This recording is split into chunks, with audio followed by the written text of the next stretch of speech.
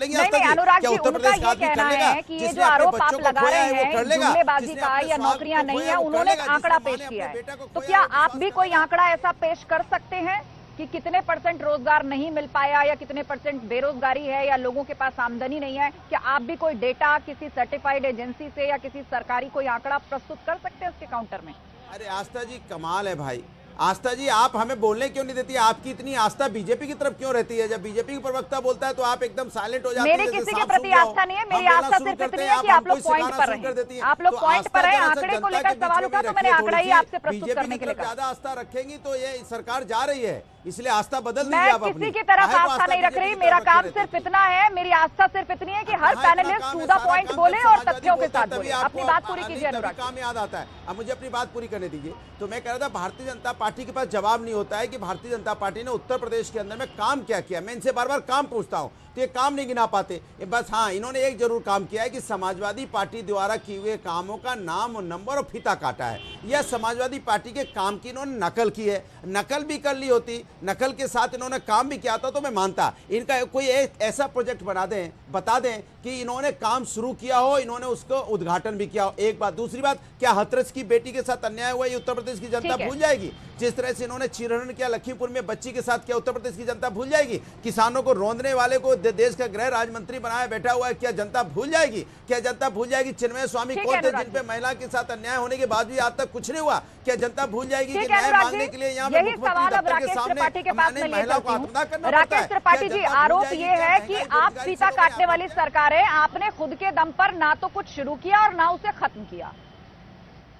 आप दूसरों के किए का क्रेडिट ले रहे हैं। तो कुछ बातें, कुछ काम आप गिनवा सकते हैं क्या कि किया क्या है सरकार ने?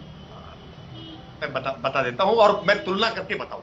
302 किलोमीटर का पूर्वांचल एक्सप्रेस पे बनाने का ये दावा कर रहे थे जब ये बता रहे थे हमारा काम बोलता है। सच्चाई ये थी कि फिरोजाबाद के आगे तक इनका एक्सप्रेस वे कंप्लीट नहीं था। सरकार आने के बाद हमने 6 महीने तक इनके उस काम को कंप्लीट करने का काम किया, लेकिन कोई बात नहीं, हम कहते हैं भाई इन्होंने बनाया आगरा एक्सप्रेस वे। लेकिन 341 किलोमीटर का पूर्वांचल एक्सप्रेस वे हमने पूरा बना करके दिया और उसको पहले से बना कर दिया ताकि लोग उस पर आवागमन पूरा कर सके। स्वयं अखिलेश यादव जी गाजीपुर से चल करके लखनऊ तक उस पर यात्रा करके चले आए। हमारे काम पर मुहर लगाने का काम तो स्वयं अखिलेश यादव जी ने किया है। देखिए 8 किलोमीटर के लखनऊ की मेट्रो का ट्रायल रन का उद्घाटन करके ये अपना श्रेय लेना चाहते थे। सच्चाई ये है कि 9 किलोमीटर का आज हमने केवल ट्रायल रन नहीं, प्रॉपर मेट्रो चलाना शुरू कर दिया कानपुर में, और इसके साथ साथ में 4 अलग शहरों में मेट्रो का काम इस समय चल रहा है। उत्तर प्रदेश में आज 5 एक्सप्रेस वे हमने बनाने का काम किया है।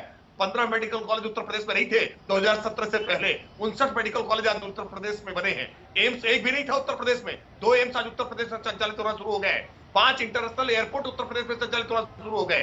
काशी विश्वनाथ का धाम आज उत्तर प्रदेश में बनकर के दिख रहा है। राम मंदिर बनता हुआ दिख रहा है। उत्तर प्रदेश की आज सूरत बदल रही है, वरना कास्ट, क्राइम और करप्शन के इस कॉम्बिनेशन ने उत्तर प्रदेश को सी ग्रेड का बना दिया था। आज उत्तर प्रदेश का कैरेक्टर बदला है।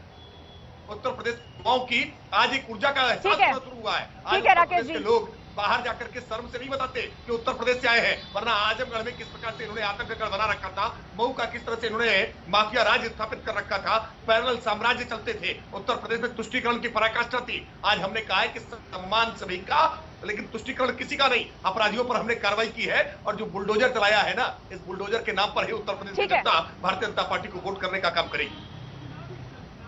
ठीक है, तो क्राइम कंट्रोल, माफियाओं पर कार्रवाई और बुलडोजर, ये एक बड़ा मुद्दा जो है वो चुनाव में रहने वाला है, जिसे भारतीय जनता पार्टी बार बार आगे रखती है और इसको एक बड़ी उपलब्धि के तौर पर गिनाती है। मनोज रघुवंशी जी भी हमारे साथ हैं।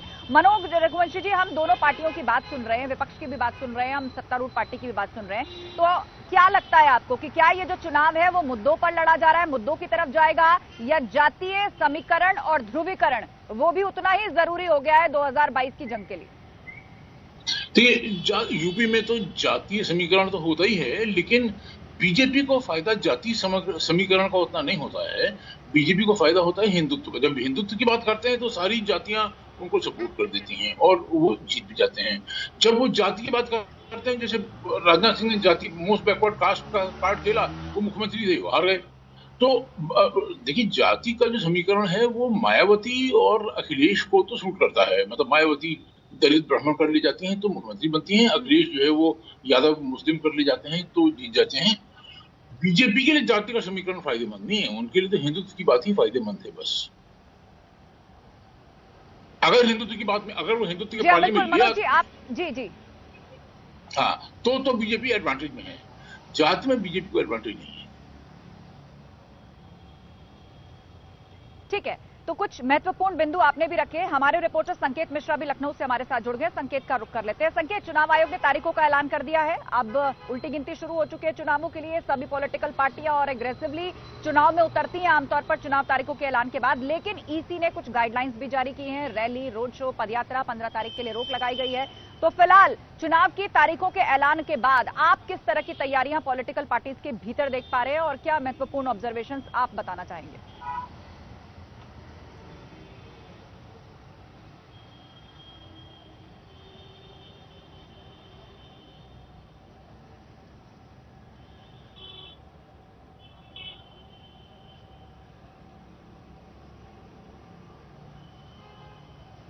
तो लगता है संकेत से फिलहाल हमारा संपर्क नहीं हो पा रहा है, लेकिन पूरा पैनल हमारे साथ जुड़ा हुआ है। एक बार फिर से रुख करेंगे अनुराग भदौरिया का।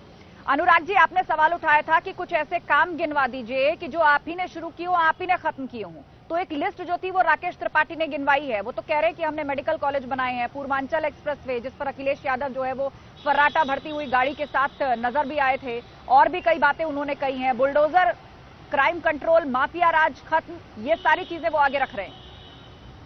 तो मैं बता रहा हूं कि जिस पूर्वांचल एक्सप्रेसवे की बात कर रहे हैं वो समाजवादी के समय में जमीन एक्वायर हुई थी। ये मैं नहीं कह रहा हूं, सदन में इनके मंत्री ने बोला था और उसका उद्घाटन भी हुआ था। इन्होंने नहीं किया था, इन्होंने बस उसी को जो समाजवादी बना के गए थे उसी को आगे करके इन्होंने बढ़ाए। एक बात।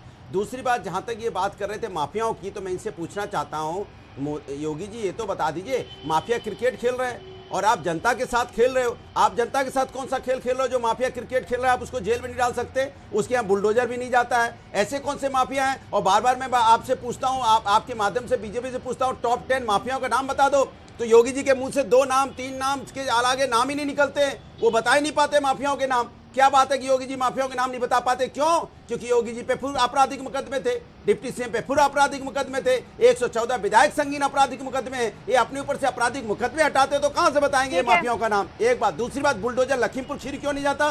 किसानों को तो रौंद दिया गया, रौंदने वाले के यहाँ बुलडोजर नहीं गया। इसके मतलब आज तक ये सिर्फ परसेप्शन का काम करते रहे। इन्होंने देखा कैसे यहाँ पे समाज के अंदर में ये सिर्फ और सिर्फ जाति धर्म की राजनीति को बढ़ावा दिया इन्होंने, इससे ज्यादा कुछ नहीं किया। और ये जो एम्स की बात कर रहे थे, गोरखपुर एम्स में भी समाजवादियों ने जमीन दी थी।